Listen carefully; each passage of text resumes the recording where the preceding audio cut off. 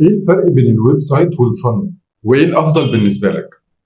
في الاول خلينا نعرف ان الويب سايت يعني بروشور او الكومباني بروفايل بتاع الشركه بس بطريقه ديجيتال شويه، بيعرف الناس عنك. الحقيقه ان محدش مهتم يعرف حاجه عنك، الناس دايما مهتمه بنفسها ومشاكلها واهدافها اللي عايزه تحققها. اي حد بيدخل الويب سايت بيشوف معلومات عامه زي مجال الشركه، عنوانها، فريق العمل، الميشن، الفيجن.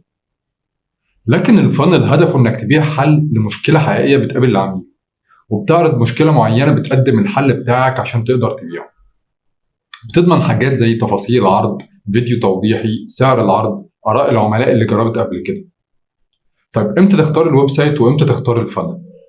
لو انت عايز تعمل براندنج فقط مش مهتم بتحقيق مبيعات اختار الويب سايت.